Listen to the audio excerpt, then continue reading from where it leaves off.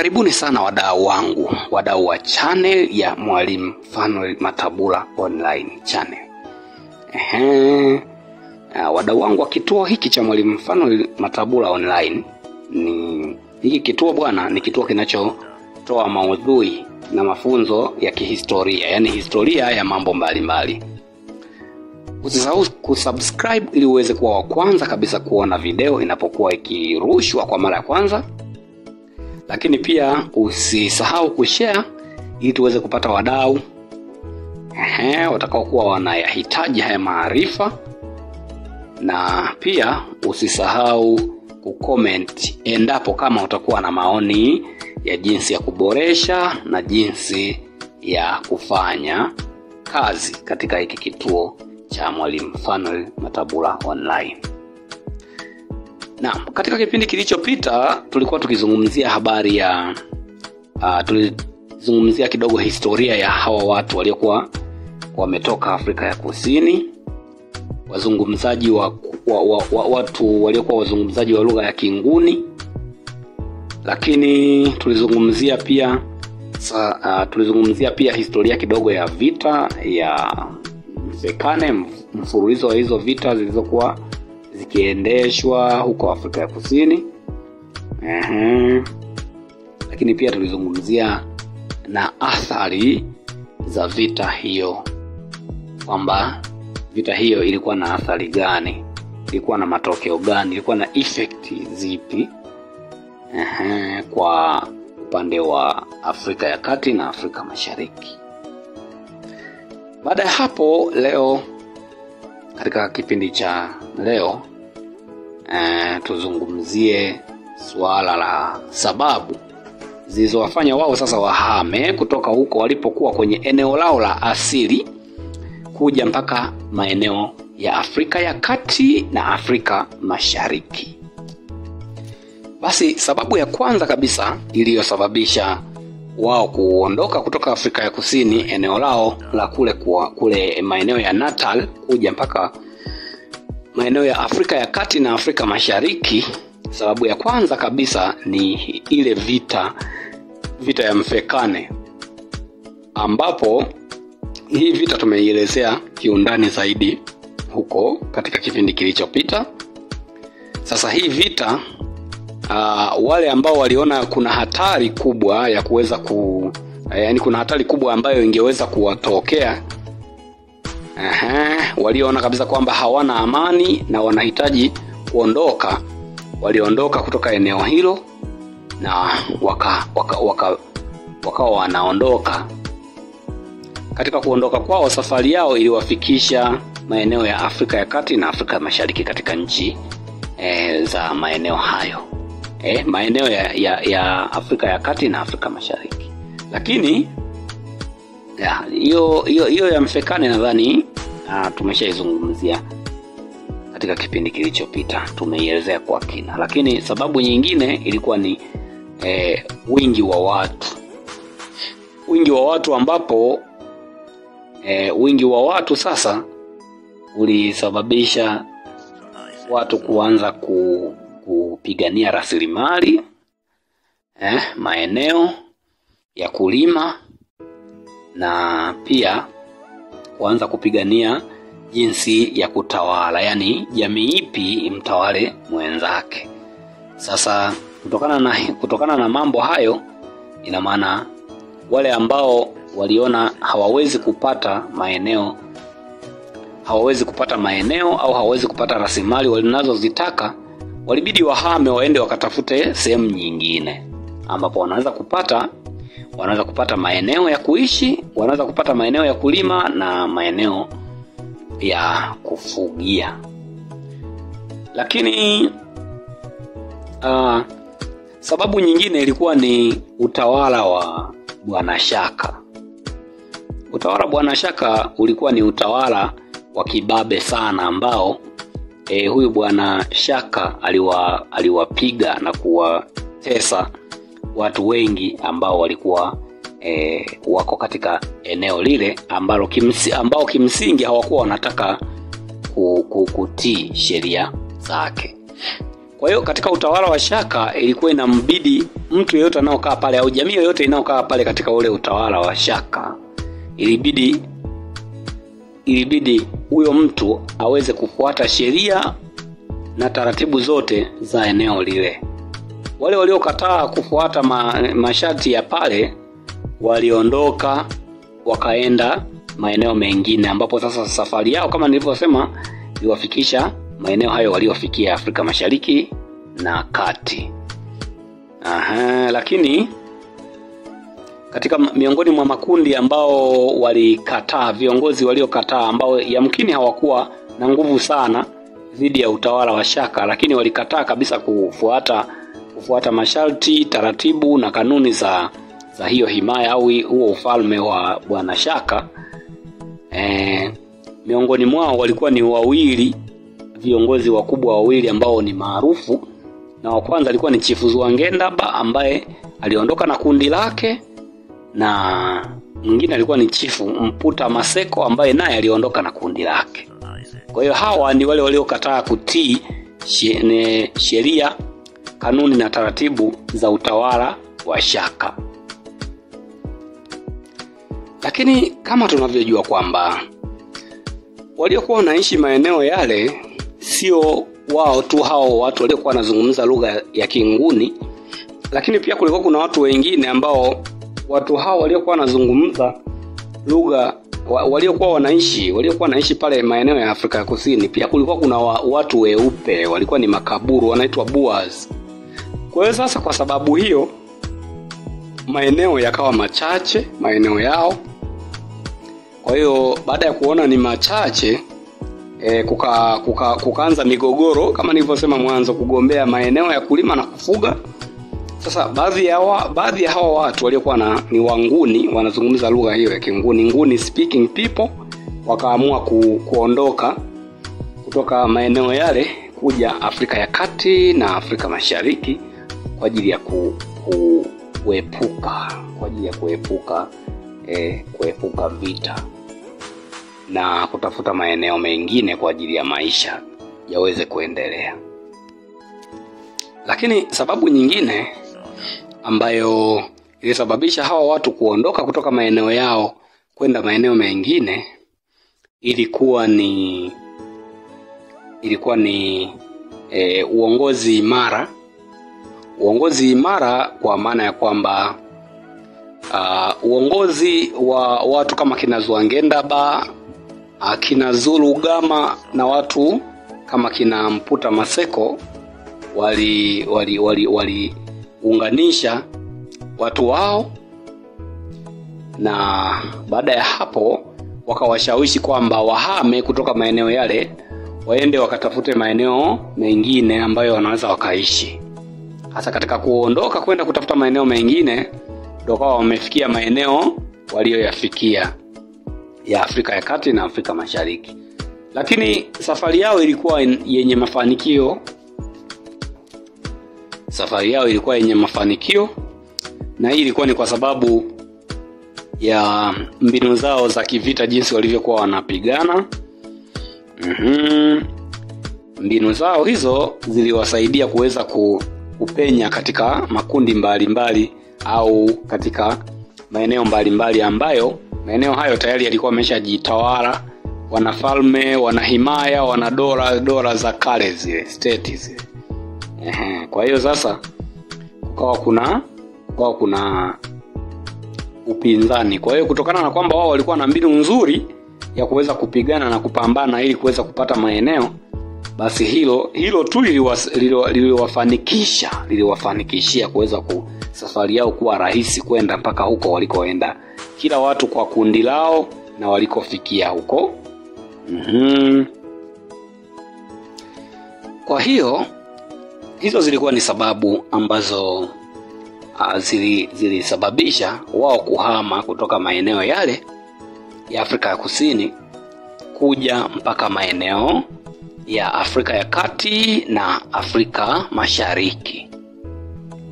Lakini kwa historia yao ni kwamba katika harakati za kuondoka huko waliondoka katika makundi, na kila kundi lilikuwa na kiongozi wao, na kila kundi lilienda eneo lao. Umeona Kwa mfano kwa historia ya safari zao jinsi walivyokuwa wanaondoka, ina maana kwamba kulikuwa kuna kiongozi mmoja ambaye aliitwa Shoshangane.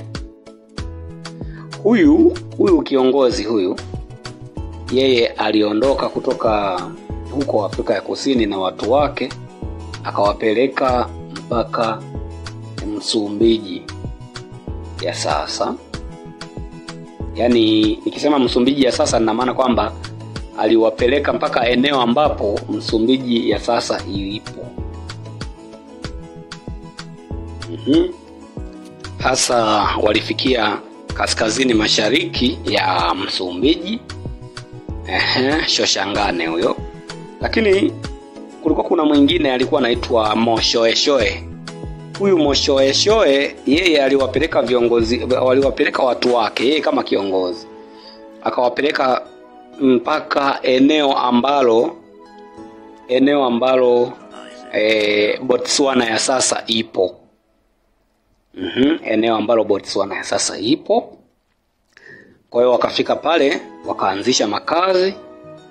Lakini kulikuwa kuna mwingine ambaye aliwatoa huko akawapeleka mpaka Zambia, ambaye alikuwa anaitwa Sebituane. Sebituane aliwatoa huko, aliondoka naye na kundi lake huko, na watu wake wakaja wakafikia maeneo ya Zambia. Lakini pia kulikuwa kuna mmoja anaitwa, wengine wanamuita Mzilikazi, wengine wanamuita Msilikazi, nategemea na jinsi ambavyo ametamkwa. Sasa huyu Mzilikazi au Msilikazi, yeye aliondoka na watu wake, aliondoka na kundi lake huko, akaja kulifikishia maeneo ya Zimbabwe, ambapo sasa hili eneo la Zimbabwe walipofika pale ndio likawa eneo la Wamatebele au Wandebele walipokuwa wanakaa pale.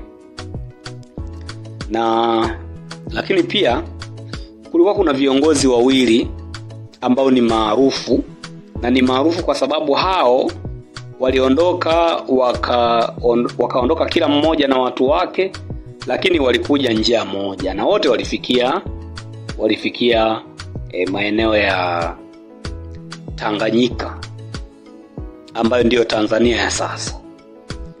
Na viongozi hao, mmoja alikuwa ni Zwangendaba, nadhani huyo alifariki mwaka 1845. Lakini mwingine alikuwa ni Mputa Maseko, Chief Mputa Maseko, ambaye naye alikuja maeneo ya huku Tanzania, lakini watu wake aliwaongoza wakaenda kukaa au kufanya makazi maeneo ya Ufipa. Na kimsingi miongoni mwa hawa watu wawili, Zwangendaba na Mputa Maseko, walikuja njia moja, wakajikuta wamefikia wote Tanganyika. Na kimsingi kihistoria ni kwamba Zwangendaba alitoka huko eneo lao la Natal, eneo la asili, miaka hiyo ya 1920. Baada ya kukusanya wafuasi akawa ameondoka kule, na 1900 ni 1820 kuendelea, miaka hiyo ya 1820. Lakini mwaka 1835 ndio alivuka mto Zambezi. Alivuka, lakini alipovuka huo mto alikuja akakaa maeneo ya Ufipa, hasa miaka ya 1840.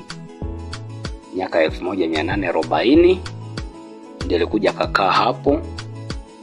Lakini ilipofika 1845 kama nilivyosema, huyu bwana Zwangendaba alifariki, Na baada ya kufariki sasa, kundi lake likawa limegawanyika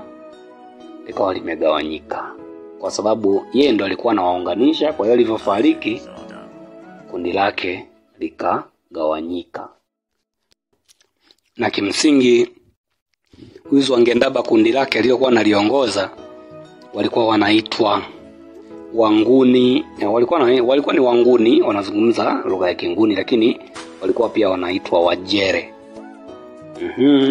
Walikuwa wanaitwa Wajere, sio kwa maana ya kabila, ila ilikuwa ni Jere Nguni speaking people. Kwa hiyo ilikuwa ni aina fulani tu ya kalahaja, kama nilivyokuwa ninasema kwamba unaweza kukuta kabila moja ndani ya hilo kabila kuna kama mgawanyiko fulani hivi. Kwa hiyo yeye alikuwa anaongoza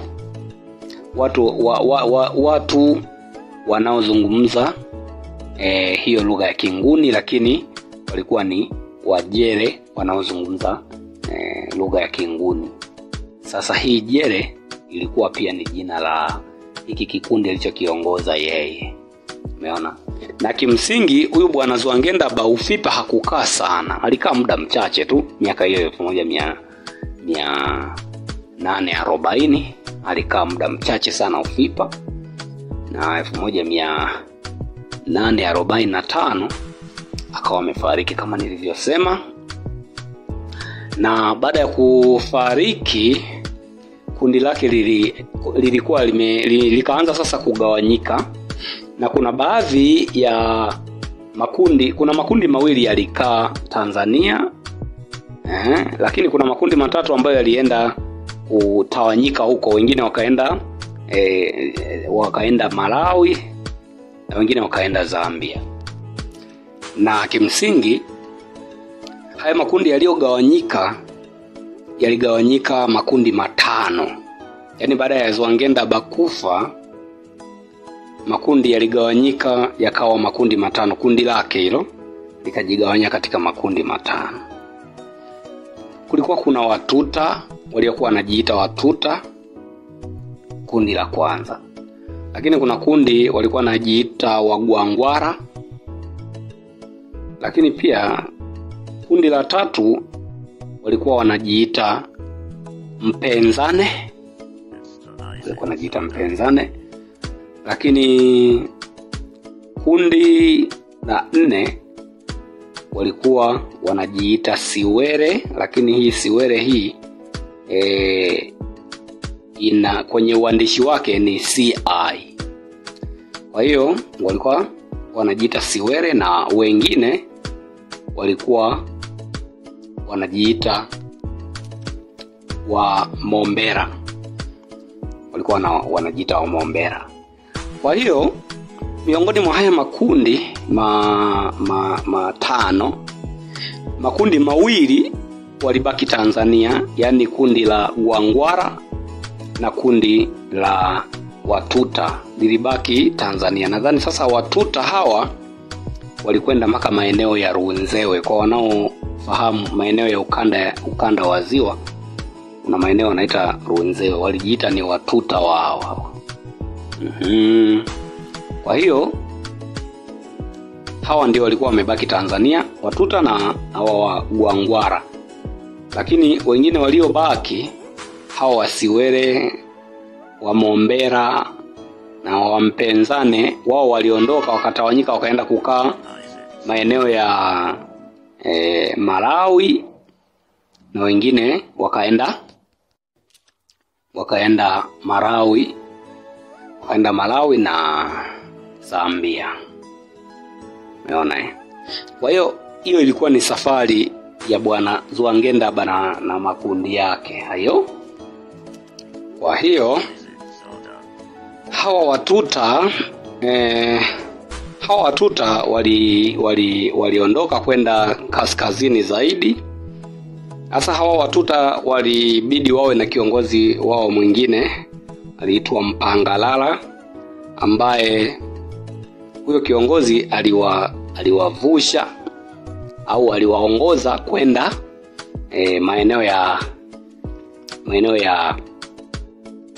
aliwavusha kwenda maeneo ya kaskazini zaidi, na huko Na eneo lenyewe walioenda, walienda eneo la Shinyanga.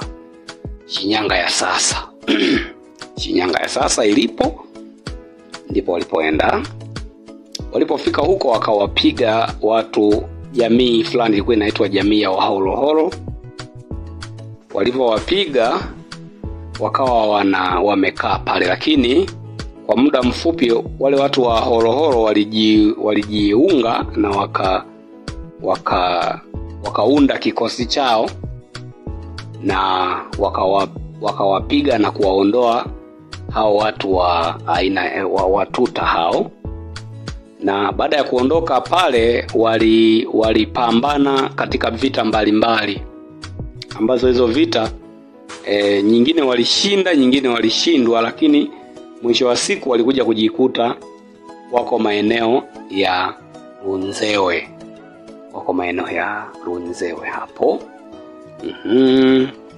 Kwa hiyo hawa Watuta kwa Tanzania ya sasa tukija katika uhalisia, hawa Watuta ni miongoni mwa makabila ambayo sio makabila, walikuwa wanazungumza Kinguni, lakini hawa sasa walibidi waondoke sasa kwenye asili yao, wawe katika asili ya watu wa pale. Wakachukua maneno kidogo kwa Wasukuma na kwa makabila mengine, basi wakajichanganya katika jamii. Mpaka sasa ni Wasumbwa wa sasa kwa kweli. Kwa hiyo wakawa wamekaa hapo. Kundi la pili lililobaki Tanzania kama tulivyozungumza walikuwa ni Wagwangwara.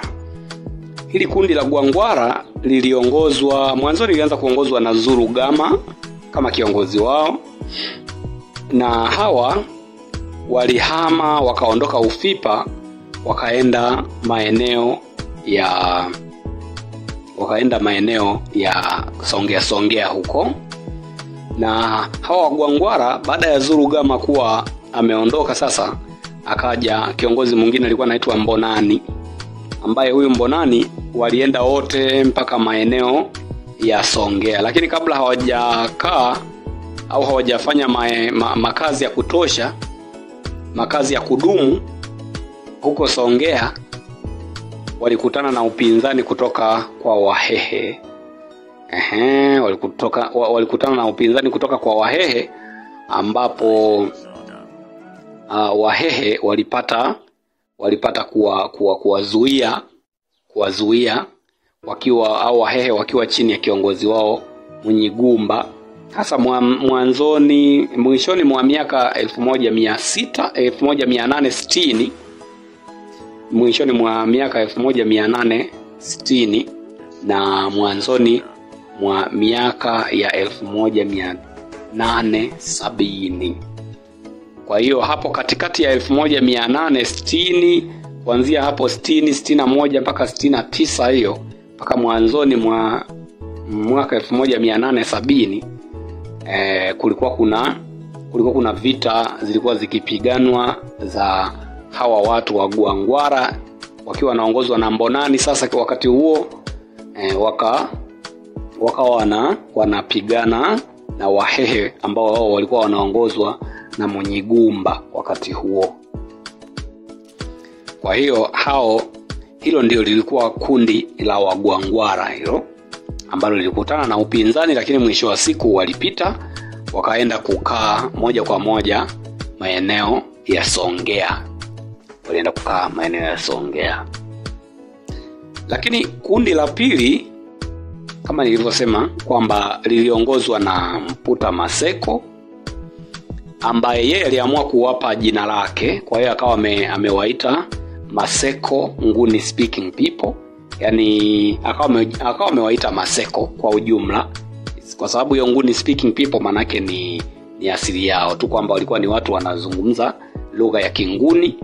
Kwa hiyo tuseme kwamba walikuwa ni wazungumza lugha ya Kinguni ambao jina lao la kundi lao lilikuwa linaitwa Maseko. Kwa hiyo yeye aliamua kuwapa jina lake la Maseko au Mazeko. Sasa hawa watu wa Maseko wao walitoka huko Natal, wakafika wakapitia maeneo wakatulia kidogo Malawi, lakini mwisho wa siku wakaja wakaingia Tanzania, Tanganyika ya wakati huo wakaja wakaingia. Lakini mwisho wa siku tunaona kwamba walipofika maeneo ya huku Tanganyika wakafikia na wao Songea pale. Unaona? Lakini walipofika Songea wakakutana na upinzani kutoka kwa wenzao wa kundi la Gwangwara, kwa sababu hawakuwa wanafahamiana, hawakuwa wanajuana sana kwa kipindi hicho, kwamba labda walikuwa pamoja, labda liliwahi kuwa kundi moja. Hayo yalikuwa ni makundi mawili tofauti yaliyohama au kusafiri katika nyakati tofauti. Kwa hiyo sasa wakaja kukutana na upinzani huo wa Gwangwara, na kutokana na kwamba Gwangwara walikuwa wameshakutana na vikwazo vya Wahehe na baadaye wakafanikiwa kupita wakakaa Songea pale, basi hawa watu wa Mazeko, kundi la Mazeko ambalo lilikuwa linaongozwa na Mputa Maseko, lilikuja likapigwa wakashindwa. Na baada ya hapo waliposhindwa, wengine walienda kukaa maeneo ya kaskazini zaidi, walijisogeza kaskazini zaidi ya Songea, lakini wengine walikwenda maeneo ya Malawi, wakarudi huko Malawi kwenda kukaa, lakini wengine wakasambaa wakaenda maeneo ya Ulanga. Ulanga ni maeneo ya Morogoro huko, lakini hao watu walioenda Ulanga wakabadilisha sasa jina. Hawakuwa tena wanaitwa Mazeko kama jina la kundi lilivyokuwa, badala yake waliamua kujiita Wambunga, na mpaka leo watu wa Ulaya, Ulanga huko, watu wa Ulanga wanajulikana kama Wambunga. Watu wa Ulanga huko Morogoro wanajulikana kama Wambunga, japo wanazungumza lugha inayofanania na wale wenzao, lakini wao wamejiita Wambunga. Basi tunaanza kuangalia baada ya kuangalia hayo makundi mawili ya Mputa Maseko na ya Zwangendaba ambayo baadaye alikuja kugawanyika, tunaanza pia kuangalia sababu za ni kwa nini sasa hawa watu ambao walikuwa ni Wangoni kwa Tanzania, lakini walikuwa Matebele, lakini pia walikuwa Wakololo na hawa watu hawa waliokuwa ni Wangoni kwetu na wakawa ni Wandebele au watu wa Matebele, lakini pia wakaenda wengine wakawa Wambunga na wengine wakawa Wakololo na mambo mengine, na wengine wakawa Watuta huko. Hawa watu kwa nini walifanikiwa? Hawa Wangoni kwa nini walifanikiwa? Hawa watu waliokuwa wanazungumza lugha ya Kinguni wakatoka Afrika ya Kusini huko eneo la Natal walifanikiwa kwa sababu, kwanza walifanikiwa kwa sababu ya mbinu yao ya kijeshi. Mbinu zao za kijeshi zilikuwa ni tofauti na mbinu za maadui zao. Kwa hiyo sababu hii ilifanya wale wengine ambao walikuwa ni maadui wa Wangoni, yani nikisema maadui na maana wale jamii ya wenyeji waliowakuta pale, wakawa wameuliwa kwa wingi, na walioamua kujisalimisha wakajisalimisha wakaungana na jamii yao, basi wakawa pamoja nao. Kwa hiyo sasa hii ilikuwa ni sababu mojawapo ambayo ni mbinu iliyotumika katika kupigana au katika kupambania maeneo. Hawa watu walitumia mbinu ambayo haikuwepo huku. Kwa hiyo kwa sababu haikuwa inajulikana, kwa hiyo ikawa ni mbinu nzuri iliyowasaidia wao waweze kufanikiwa kupenya na kufanya makazi maeneo yote waliofikia. Lakini jambo la pili ni kwamba kulikuwa kuna viongozi wenye nguvu na wenye ushawishi ambao walisaidia kuweza kuwatia moyo hawa watu ambao walikuwa wanapigania maeneo ya kuishi baada ya kutoka kule Natal, eneo la Afrika ya Kusini. Na hawa viongozi walikuwa wakiwaahidi wale watu waliokuwa wanakwenda kupigana kama wanajeshi wao, walikuwa wanawaahidi kwamba wangewapa zawadi ya mifugo kama endapo wanashinda. Wangepewa zawadi ya mifugo, wangepewa zawadi ya maeneo, na pia wangepewa zawadi ya wanawake. Kwa hiyo kulikuwa kuna zawadi 3 ambazo zilikuwa zinawafanya wapigane kishujaa, ambapo ilikuwa ni maeneo, lakini mifugo na wanawake. Kwa hiyo tunaweza kuona kwamba huu ushujaa na ushupavu wa viongozi ulisaidia kuwafanya hawa watu waliotoka huko Natal, eneo la Afrika ya Kusini, kufanikiwa sana katika maeneo walipokuwa wanakwenda na maeneo walipokuwa wanakaa. Na kimsingi sababu nyingine iliyowafanya wafanikiwe ni kwamba walikuwa na mbinu moja, kwamba ikitokea umeamua kujisalimisha, basi ilikuwa unafundishwa mbinu zao za kupigana na unajiunga kuwa mwanajeshi wao, yaani unakuwa sehemu ya jeshi la Wanguni au waliokuwa wanazungumza lugha ya Kinguni. Lakini jambo jingine ni kwamba endapo kama kuna mtu alikataa kujiunga nao na alikataa pia kuwa sehemu ya jeshi lao, basi huyo aliuliwa kabisa. Na wanawake na mabinti wote walikuwa wakikamatwa hawapelekwi jeshini, ila walikuwa wanafanywa kuwa wake wa wale wanaopigana huko. Wake wa wale wanaopigana, kwa sababu iliyopita nimezungumza kwamba zawadi ambazo viongozi walikuwa wakiwaahidi wanajeshi wao au wapiganaji wao wakati huo kwamba wangeweza kuwapa, ilikuwa ni maeneo na mifugo na wanawake. Sasa hao wanawake wanapatikanaje? Wanapatikana kupitia mateka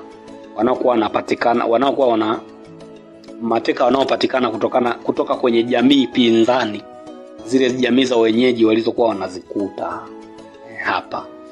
Kwa hiyo sasa hawa wanawake walikuwa wanafanywa kuwa wake za hawa Wangoni, na sio hivyo tu, wale wengine ambao ni wanaume wenye nguvu walioamua kujisalimisha waliwekwa kama sehemu ya wapiganaji wa Kingoni, lakini wale waliokataa basi walipotezwa, waliuliwa kabisa. Kwa hiyo mambo yalikuwa hivyo. Lakini sababu nyingine ni kwamba hizi jamii walizozikuta, jamii za wenyeji walizozikuta hawa Wangoni au Wanguni, hizi jamii zilikuwa hazina mshikamano, walikuwa hawakuungana, walikuwa hawana umoja. Kwa hiyo suala hili liliwafanya hawa waliotoka huko Afrika ya Kusini kufanikiwa sana, tena kufanikiwa kwa viwango vikubwa, kwa sababu walikuwa wao tayari wameshatengenezwa, wamefundishwa mbinu na wanaowakuta wale watu wanaojisalimisha pia wanawekwa sehemu ya jeshi. Lakini hawa watu wengine walikuwa, kila jamii inapambana kivyake. Kila jamii inapambana peke yake. Na swala hili la kupambana kila jamii peke yake ilisababisha kutokuwa rahisi kuwapiga na kuwaondoa kwenye maeneo yao hawa wageni waliokuwa wamekuja, ambao ni Wangoni kutoka Afrika ya Kusini, kutoka eneo la Natal. Hawakuwa wanaweza, yani iliwawia vigumu jamii hizi, kwa sababu hawakuwa wamefunzwa mbinu nzuri kama Wangoni. Yani ninasema mbinu nzuri compared to, kwa maana ya ukilinganisha na wale Wangoni waliotoka huko. Lakini pia hawakuwa wamoja kama Wangoni. Kwa hiyo Wangoni kilichowasaidia ni umoja na mshikamano, lakini pia kingine kilichowasaidia ni udhaifu wa jamii walizozikuta. Lakini jambo jingine ni kwamba hawa watu wakati wanafika walitumia mbinu ya kutawanyika. Yani walikuwa walikuwa wana mbinu fulani, walikuwa wanatawanyika katika vikundi vidogo vidogo wanapokwenda kuvamia kijiji. Na wanapokwenda kuvamia kijiji kile, kila kikundi kinavamia kivyake. Kwa hiyo wakati wengine wanahangaika kupambana na kikundi hiki, kikundi kingine kinaibuka kusaidia. Wanapopambana na hiki, kikundi kingine kinaibuka kusaidia. Kwa hiyo swala hilo lilisababisha wale watu wakachukua kila kitu walichokikuta pale. Lakini kuna wakati mwingine walikuwa wanafanya uharibifu pia, walikuwa wanachoma nyumba za watu na mazao pia. Kwa hiyo kukawa kuna changamoto ya njaa baadaye. Kwa hiyo kwa sababu ya changamoto hiyo, ikawa pia ni shida kuweza kuwapiga, ikawa ni shida kuwashinda hawa watu. Kwa hiyo watu wa Afrika Mashariki na watu wa Afrika Magharibi wengi wakawiwa vigumu kuwashinda hawa watu kwa sababu hiyo. Naam, mpaka hapa niseme kwamba sina la ziada kwa kipindi cha leo. Ni waage wadau wa channel ya Mwalimu Fanuel Matabula online channel, na niwashukuru sana wale ambao ni wafuatiliaji. Lakini pia niwakumbusha kwamba msisahau kusubscribe, msisahau kucomment, msisahau kushare, kwa sababu ukisubscribe utakuwa wa kwanza kupata ujumbe au kupata alifa pale unapokuwa video imerushwa kwa mara ya kwanza. Lakini kushare ni kwamba kama kuna mdau atakuwa anahitaji hayo maarifa, atakuwa ni mdau miongoni mwa wadau wa channel ya Mwalimu Fanuel Matabula online channel. Lakini